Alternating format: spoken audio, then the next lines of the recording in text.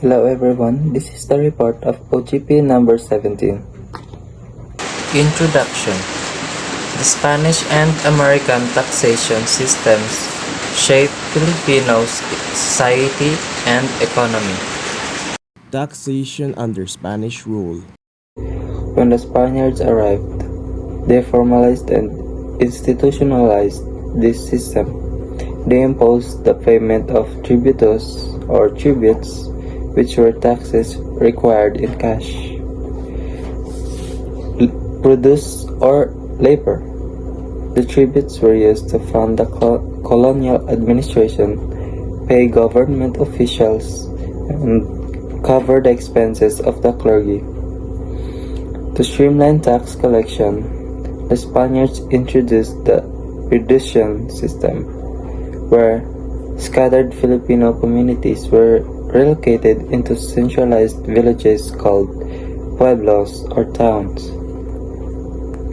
These pueblos were managed by encomenderos, Spanish settlers or officials rewarded with land by the crown, who were tasked with overseeing tax collection and maintaining order. The taxation system during the Spanish colonial period introduced dramatic changes to the socio-economic life of the Filipinos. Before the arrival of the Spaniards, early Filipino communities lived under a subsistence community or economy, meaning they only produced what was necessary for the daily needs.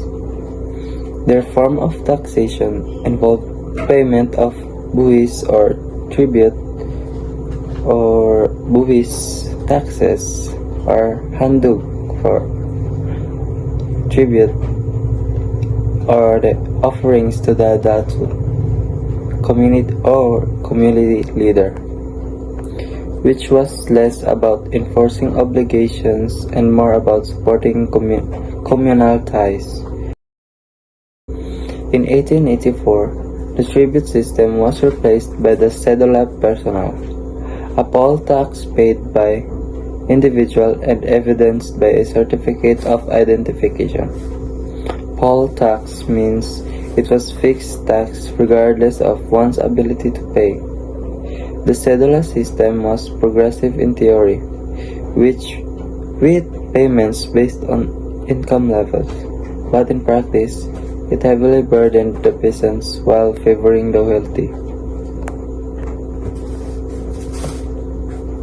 In 1887, additional taxes were introduced such as urbana or tax on urban real estate rental value, and industria, which is tax on salaries, dividends, and profits.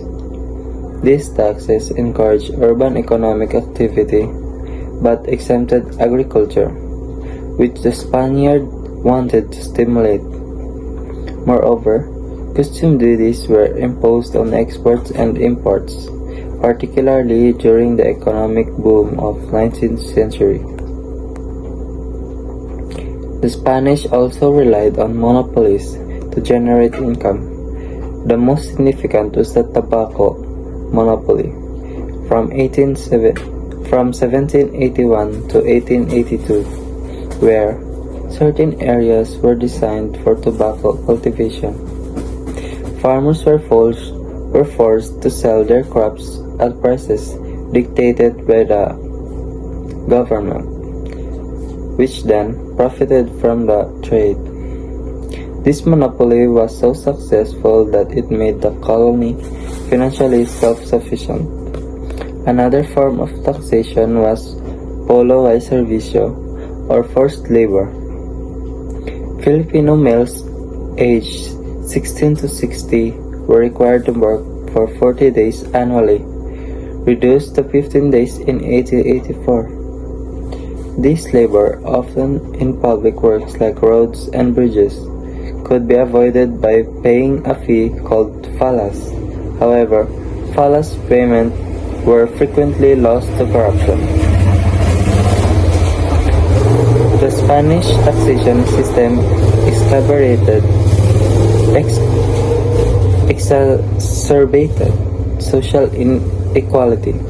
The principales who were co-opted into colonial government often enriched themselves by pocketing tributes or false payments, by, by leaving the peasants overburdened.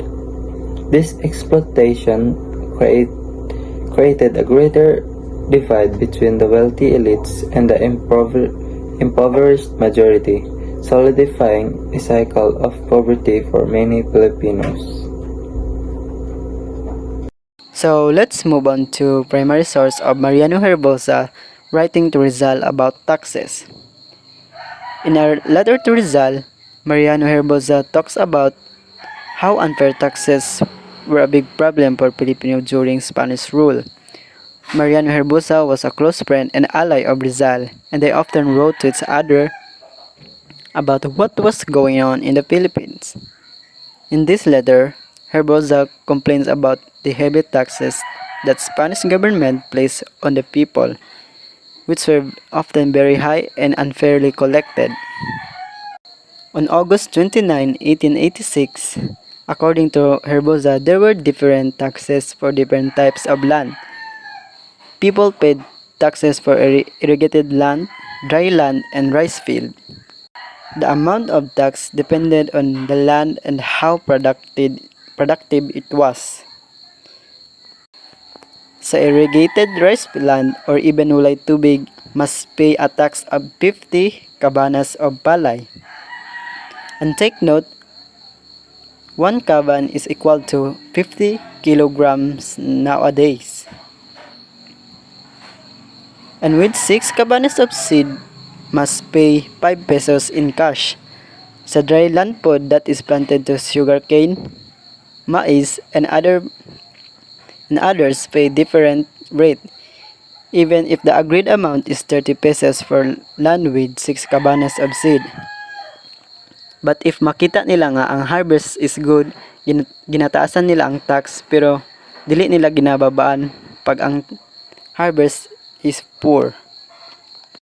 According to Herbosa, the most troublesome are the residential lots in town. There is no fixed rules that is followed, only their whim. Kaya even if it is one span in area lang, if the stone wall is added, 50 pesos must be paid.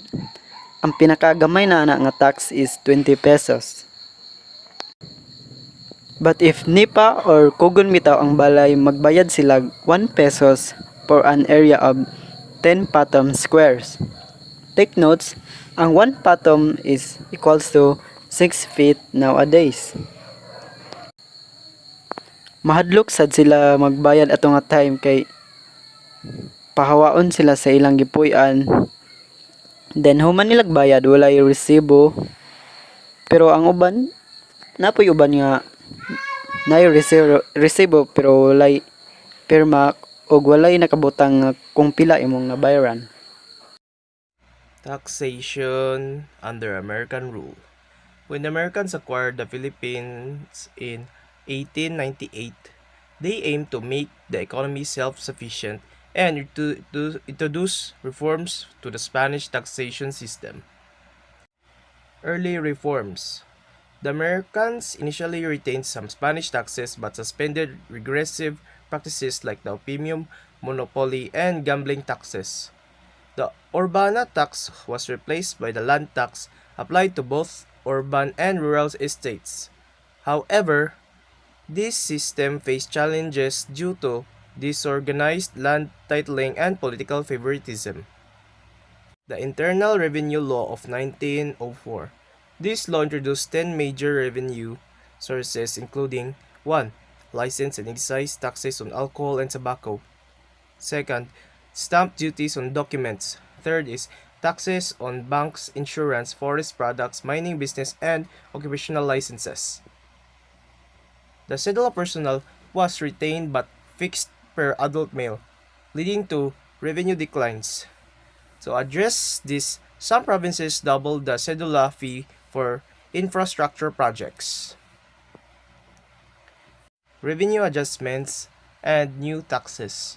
In 1913, the Underwood-Simons Tariff Act reduced export taxes on major Philippine goods like sugar and tobacco, lowering government revenue. To compensate, additional taxes were introduced including incoming tax 1914, inheritance tax 1919, national lottery 1932. Despite these measures, the government struggled to increase revenue as tax evasion and elite resistance persisted. In conclusion, taxation both colonial periods reflected the priorities and challenges of each regime. Under Spanish rule, the system emphasized resource extraction and the maintenance of colonial power, often at the expense of Filipino peasants. In contrast, the American regime focused on modernization and expanding the tax base, though structural inequalities and inefficiencies remained. These taxation systems left a lasting legacy on Philippine governance and economic structures. And that's all for the OGP 17 report. Thank you for watching. Bye bye.